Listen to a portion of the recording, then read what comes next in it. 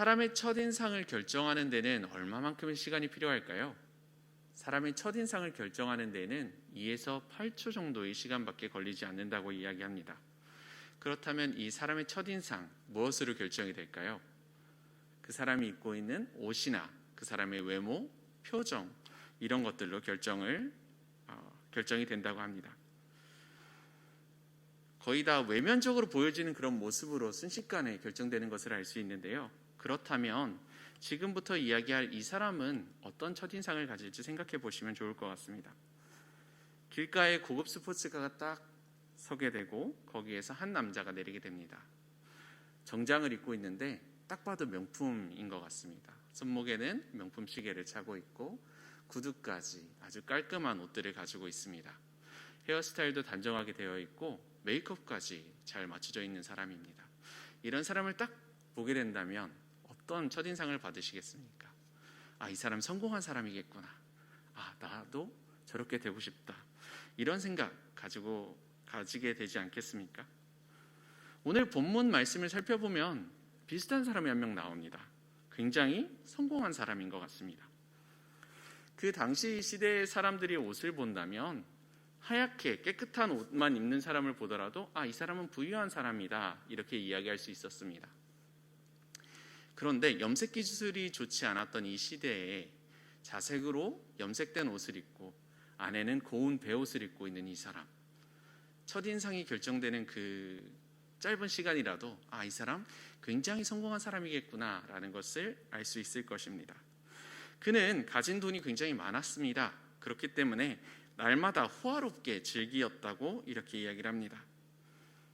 저희가 바라는 그 부자의 모습, 이 사람을 통해서 우리가 볼 수 있는 것 같습니다.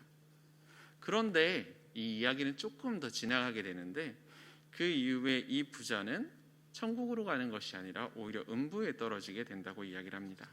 고통 가운데 부르짖는 자로 나오게 됩니다. 그는 자신이 늘 조상이라고 여겼던 아브라함을 이렇게 부릅니다. 아버지 아브라함이여, 내가 당신을 모르는 것이 아니라 내가 늘 당신을 아버지라고 생각했던 그런 사람입니다. 아버지 아브라함이여, 나를 긍휼히 여기사 나 좀 불쌍히 여겨서 나사로를 좀 보내주세요. 그래서 그 손가락 끝에 물을 찍어 내 혀를 서늘하게 하소서. 내가 이 불꽃 가운데 괴로워하나이다. 이렇게 이 부자는 아브라함을 부르는 내용이 나오게 됩니다. 이 부자가 어떻게 나사로를 부르고 이렇게 요청을 할 수 있었을까요? 어떻게 보면 이 부자는 자기 스스로를 의로운 사람, 율법을 지키었던 사람이라고 생각했을지도 모르겠습니다. 그렇기 때문에 아브라함에게 당당하게 나의 아버지라고 부를 수 있는 것이 아니었을까요? 그리고 그는 이 나사로라면, 다른 사람들도 아니라 이 나사로라면 나에게 와서 나의 필요를 채워줄 수 있을 거라고 생각했을 것 같습니다. 그런데 아브라함은 이 부자에게 이렇게 이야기를 합니다. 너와 나 사이에 있는 거리도 구렁텅이가 있어가지고 내가 건너갈 수도 없고, 그리고 네가 생전에 살아있을 때에는 많은 것을 누렸지만 나사로는 고난을 받는 것밖에 할 수 있는 것이 없었다. 그래서 이제 그는 위로를 받게 되고 내가 괴로움을 받을 것이라고 이야기를 하게 됩니다. 이 부자는 이 나사로를 보고 나사로라는 이름으로 부르게 되는 것을 볼 수 있습니다. 그리고 그에게 명령하는 그런 모습을 볼 수 있습니다. 어떻게 이 나사로를 알 수 있었을까요? 이 부자가 살고 있는 이 커다란 집 앞에는 구걸하는 사람이 한 명 있었습니다. 그리고 그 사람이 바로 나사로였습니다. 그는 집 앞에 버려져 있던 것 같습니다. 어쩌면 질병을 가지고 있었을지도 모르겠습니다.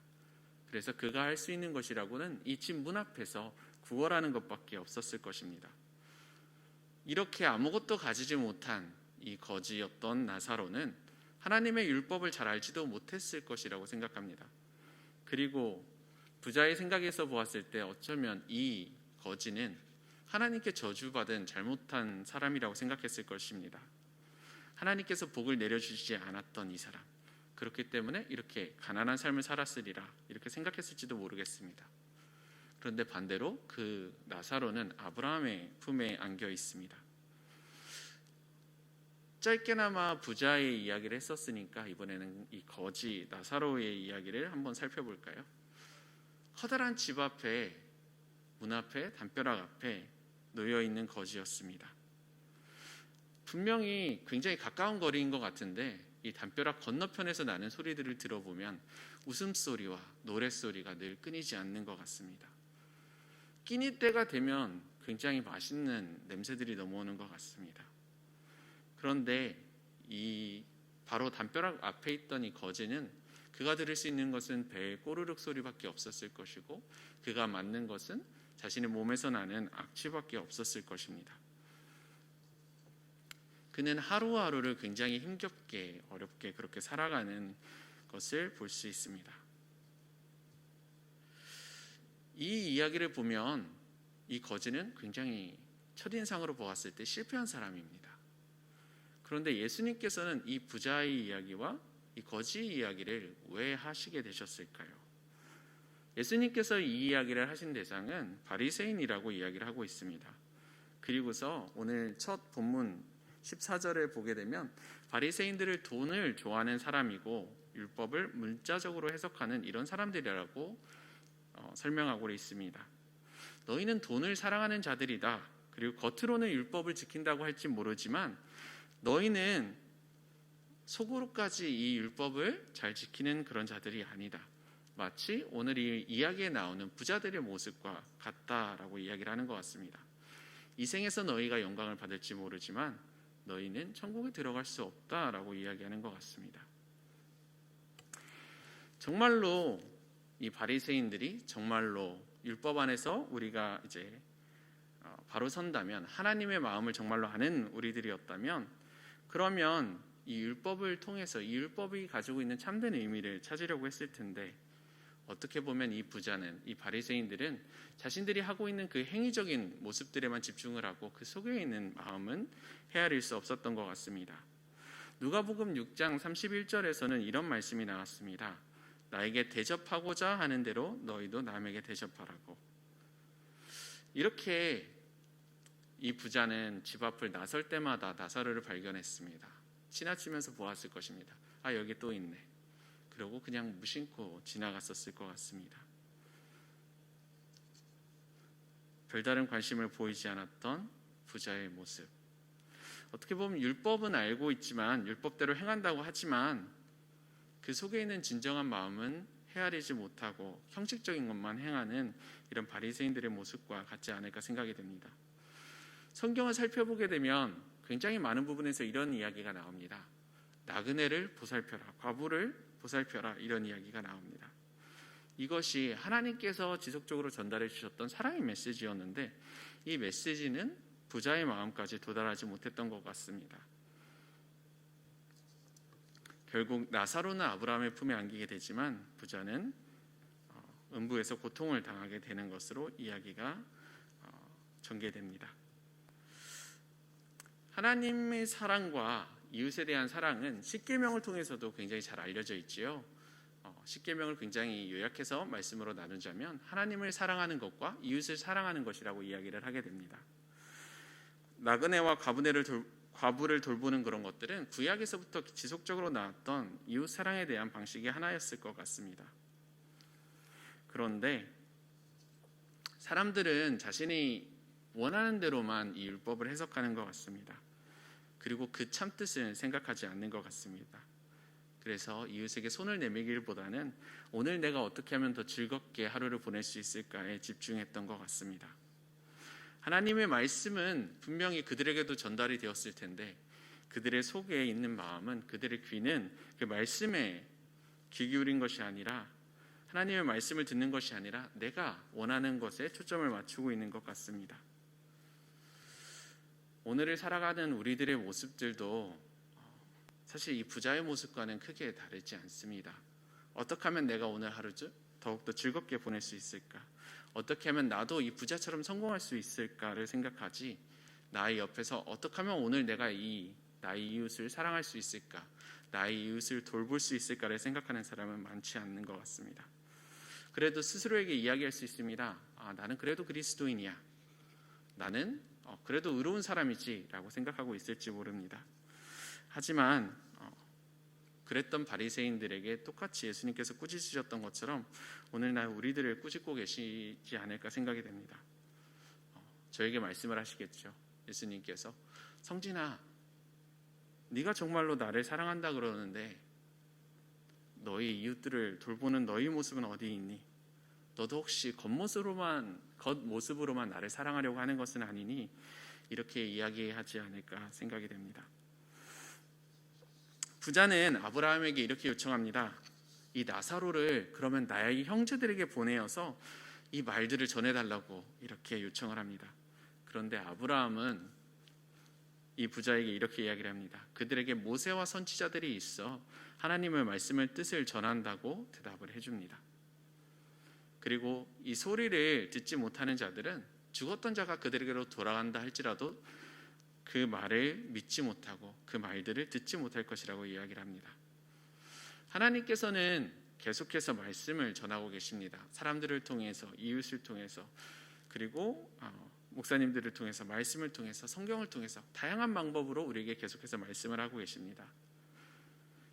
그리고 그 속에 있는 예수님을 통한 율법의 완성, 하나님을 사랑하고 이웃을 사랑하는 이 말씀들도 지속해서 어렸을 때부터 저희가 늘 들어왔던 그런 말씀들처럼 가까이 들려지게 됩니다. 하지만 그 속에서 저희가 실천을 하고 있는지는 다른 문제인 것 같습니다. 마태복음 25장 31에서 46절까지의 말씀이 조금 긴데요. 이 말씀을 쉬운 성경으로 제가 읽어드리도록 하겠습니다. 인자가 모든 천사들과 함께 영광 가운데 다시 와서 영광의 보좌에 앉을 것이다. 그때에 세상 모든 나라가 그 앞에 모일 것이며 목자가 양과 염소를 구분하듯이 인자가 사람을 나눌 것이다. 인자는 자신의 오른쪽에는 양을, 왼쪽에는 염소를 둘 것이다. 그때 왕이 오른쪽에 있는 사람들에게 말할 것이다. 내 아버지로부터 복을 받은 너희들이여, 와서 세상이 만들어질 때부터 하나님께서 너희를 위해 준비하신 나라를 물려받아라. 내가 배가 고플 때 너희는 내게 먹을 것을 주었다. 내가 목마를 때 너희는 마실 것을 주었다. 내가 나그네로 있을 때 너희는 나를 초대해 주었다. 내가 헐벗었을 때 너희는 내게 옷을 입혀 주었다. 내가 아플 때 너희는 나를 돌보아 주었다. 내가 감옥에 있을 때 너희는 나를 찾아주었다. 그때 의로운 사람들이 그에게 대답할 것입니다. 주님, 언제 주님께서 배고프신 것을 보고 우리가 음식을 주었습니까? 언제 목마른 것을 보고 마실 것을 주었습니까? 언제 나그네 된 것을 보고 우리가 초대하였습니까? 언제 헐벗으신 것을 보고 우리가 옷을 입혀 주었습니까? 언제 감옥에 있는 것을 보고 또 아프신 것을 보고 우리가 찾아갔습니까? 그때 왕이 대답할 것이다. 내가 너에게 진정으로 말한다. 보잘것없는 사람에게 한 일, 곧 너희가 이 형제들 중 가장 보잘것없는 사람에게 한 일이 곧 나에게 한 것이다. 그리고 나서 왼쪽에 있는 사람들에게 이렇게 말할 것이다. 저주받은 자들아, 내게서 떠나 악마와 그 부하들을 위해 준비한 영원한 불에 들어가라. 내가 배가 고플 때 너희는 내게 아무것도 주지 않았다. 내가 목마를 때 너희는 마실 것도 주지 않았다. 내가 나그네 되었을 때 너희는 나를 초대하지 않았다. 내가 헐벗었을 때 너희는 내게 아무것도 입혀주지 않았다. 내가 아플 때나 감옥에 있을 때 너희는 나를 돌보지 않았다. 그때 그 사람들이 대답할 것이다. 주님, 언제 주님이 배가 고프거나 목마르거나 나그네 되었거나 헐벗었거나 아프거나 감옥에 있는 것을 보고 우리가 돌보지 않았습니까? 그때 왕이 대답할 것이다. 내가 너에게 진정으로 말한다. 이 사람들 가운데 가장 작은 자 한 사람에게 하지 않은 것이 곧 나에게 하지 않은 것이다. 이 사람들은 영원히 형벌을 받게 될 것이다. 그러나 의로운 사람들은 영원한 생명에 들어갈 것이다. 이 말씀과 오늘 저희가 함께 읽었던 이 부자와 나사로의 비유가 너무나도 잘 같은 의미를 가지고 있는 것 같습니다. 성경을 통해서는 주님께서 계속해서 말씀하십니다. 이웃을 향해서 손 내밀지 않는 것, 이건 역시 죄가 없다 하지 않겠다고 말씀하시는 것 같습니다. 우리가 세상의 불을 바라보다 정말로 중요한 것을 놓치고 있지 않는가, 이렇게 되돌아볼 수 있기를 소망합니다. 우리는 예수님의 무한하신 사랑으로 정말로 우리가 너무나도 큰 죄를 지었지만 주님께로 나아갈 수 없게 되었었지만 주님의 사랑으로, 예수님의 피 흘리심으로 우리가 주님께로 다가갈 수 있게 되었었습니다. 그런데 그렇게 많은 은혜와 사랑을 받았던 우리는 이웃들에게 전달하려는 그 사랑에는 손을 움켜쥐고 그 손을 펼치지 못하는 것 같습니다. 우리는 이웃을 용납하거나 용서하는 데에도 굉장히 머뭇거리는 것 같습니다. 하나님께서 우리에게 베풀어 주신 그 사랑을 기억하면서, 하나님께서 우리에게 베풀어 주신 은혜를 기억하면서 오늘날 우리가 쥐어지고 있는 이 손을 펴서 우리들의 이웃들에게 그 사랑을 전달할 수 있는 우리들이 되기를 소망합니다. 오늘 말씀에서 부자와 나사로의 이야기를 나누었습니다. 그리고 그 속에서 정말로 우리가 중요히 여겨야 되는 것이 무엇인지 알게 되었습니다. 그 말씀을 늘 기억하며 오늘 하루를 살아가면서 주님의 사랑을 전달할 수 있는 그런 주님의 자녀들이 되기를 소망합니다.